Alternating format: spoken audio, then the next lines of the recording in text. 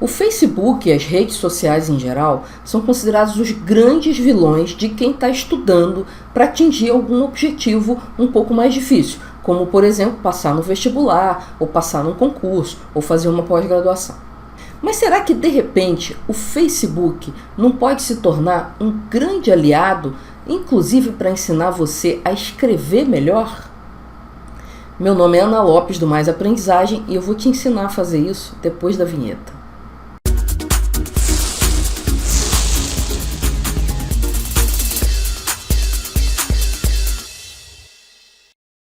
Bom, agora nós vamos descobrir como é que o Facebook pode se tornar um grande aliado para a gente treinar e aprimorar a nossa escrita.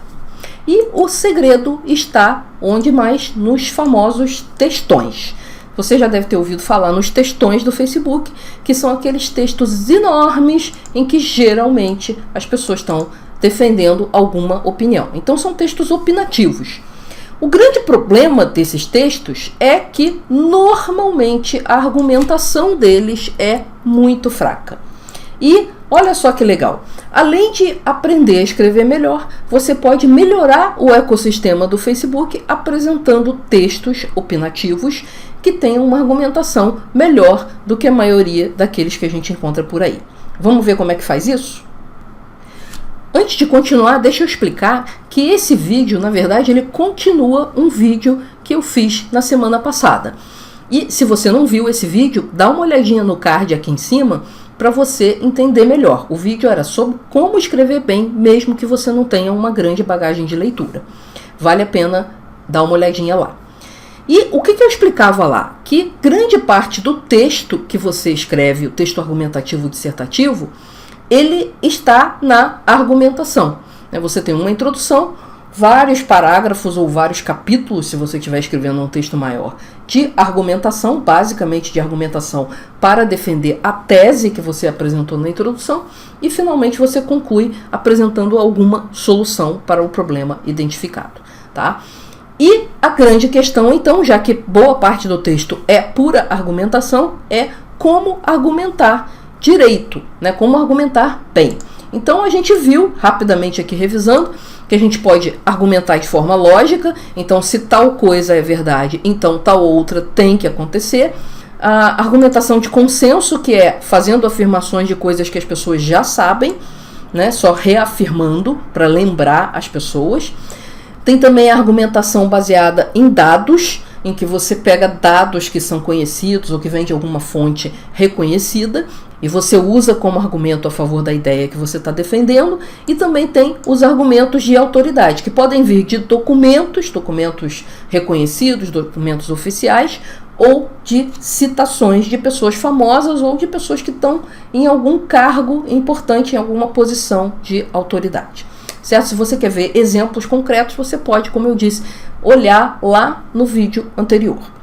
Mas então a ideia é que você aprenda a argumentar. E o que eu vou fazer a seguir é te mostrar um modelo de mapa mental em que você rapidamente preenche esse mapa mental e já tem uma estrutura para criar o seu texto argumentativo e dissertativo de acordo com essa ideia de que você está essencialmente durante o texto argumentando a favor de alguma tese que você está defendendo.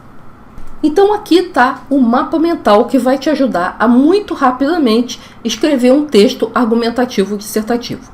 E a proposta aqui é que você use essa estrutura para gerar um textão no Facebook toda vez que você tiver alguma opinião que você quer defender.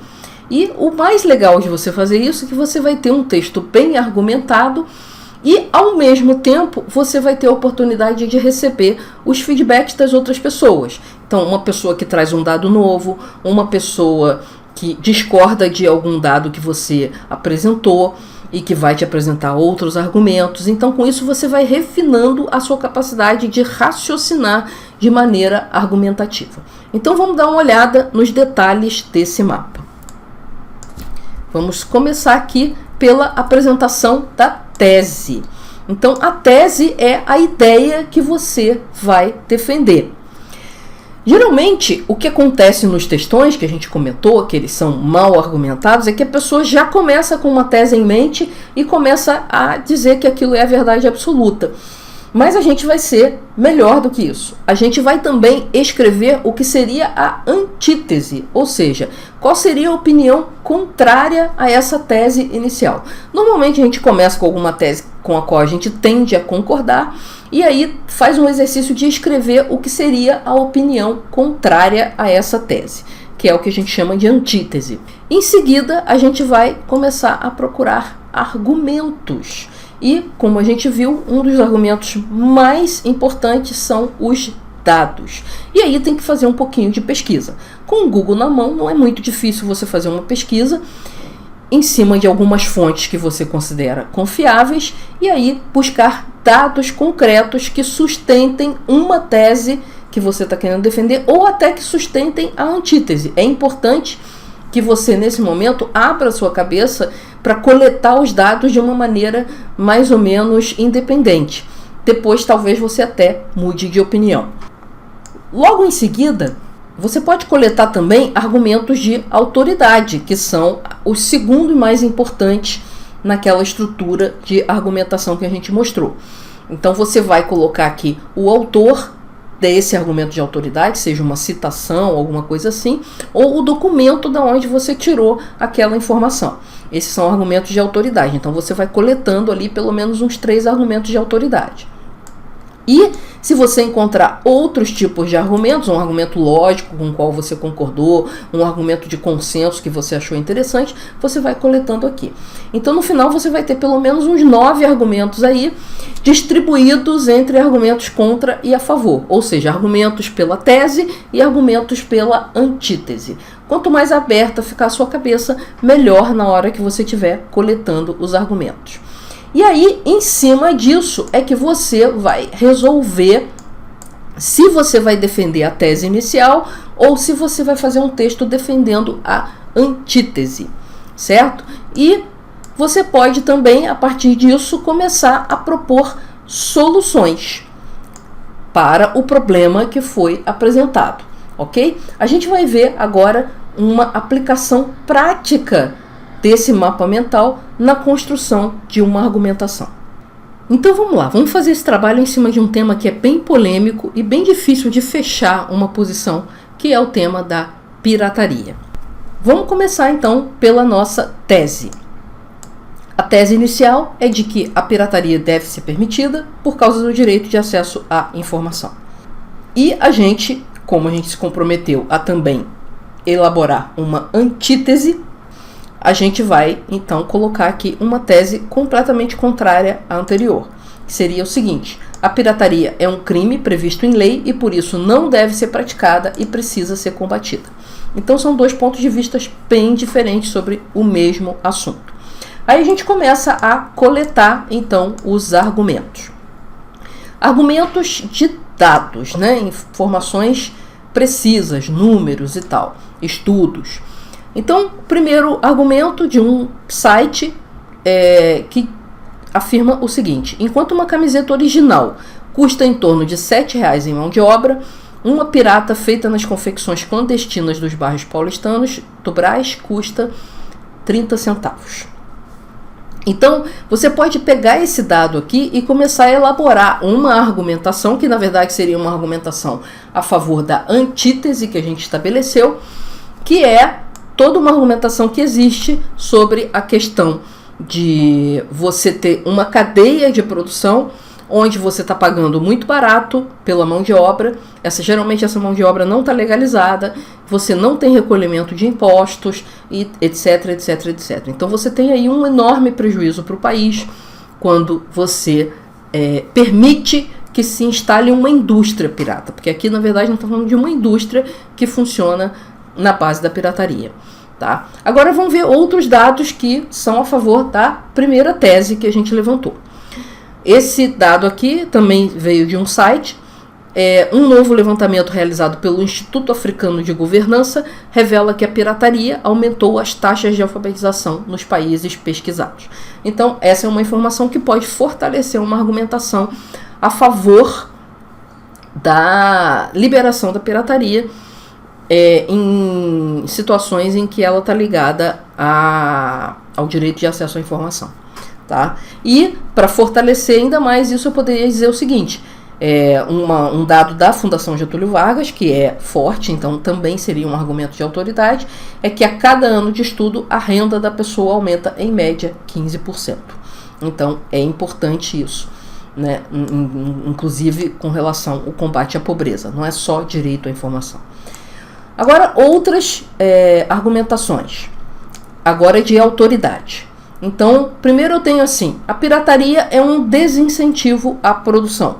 Isso tem um autor aqui, que é o Bruno Araújo, diretor do IPEA, tá? Também foi num site que eu peguei isso aqui, e essa argumentação aqui, essa citação do Bruno Araújo, tem tudo a ver com aquele primeiro dado que a gente pegou, em que, na verdade, você tem lá uma indústria da pirataria que trabalha com toda uma série de ilegalidades e que desincentiva a produção dentro da legalidade, a produção das pessoas que estão realmente, que têm empresa, que tem marca, que tem um produto próprio, tá?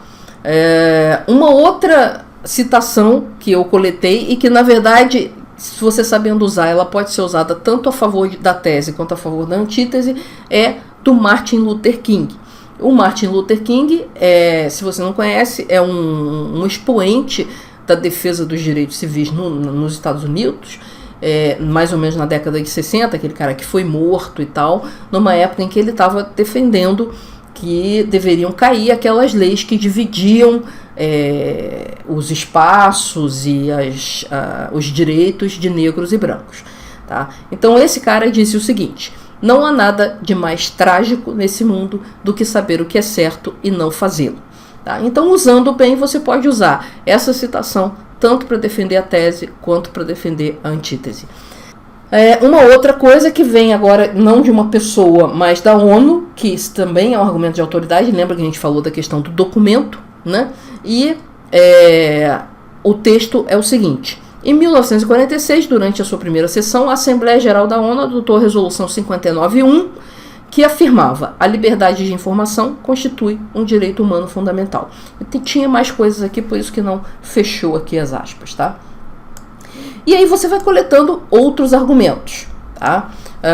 Um deles é que a maior parte da pirataria é de produtos, não de livros, tá? Isso foi um dado que eu tirei de algum lugar, mas como eu não lembrava a origem, eu simplesmente coloquei aqui como uma coisa de consenso, uma coisa que a gente sabe assim de perceber.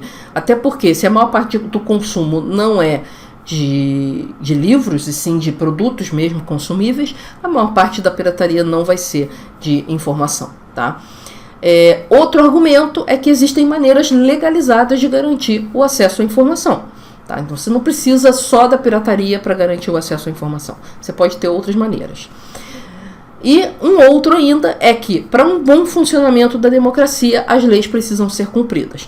Isso aí vai muito na ideia de defender o que a gente chama de antítese, que a gente chamou lá no início de antítese, porque a gente defendeu em cima da ideia de que a pirataria é um crime, então ela tem que ser combatida, já que as leis precisam ser cumpridas. Então aqui eu estou complementando aquele argumento, certo? Então, como você vê diante dessa pequena coleção de argumentos aqui pró e contra a pirataria, é que esse não é um tema muito fácil. Cabe a você escolher aqueles argumentos que ressoam mais com você e fazer o seu texto. E, de repente, propor algumas soluções. Eu tendo, até por ser produtora de conteúdo, a ser anti-pirataria.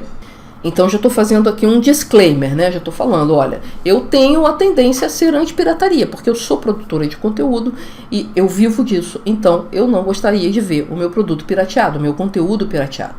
Então, o que eu proporia de soluções, levando em conta que existe a questão do acesso, do direito de acesso à informação?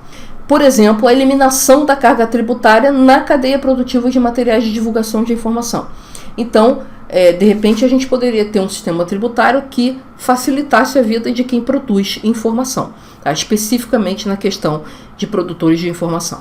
E você também poderia ter bibliotecas públicas virtuais que fornecessem esses materiais de informação, bens culturais e tal, de uma maneira gratuita, mas legalizada, porque as bibliotecas elas compram o direito de divulgar. Então, essa seria uma maneira que a pessoa teria acesso à informação de forma legal e o produtor receberia por esse acesso através da biblioteca, certo? Então, essas seriam soluções possíveis, tá certo?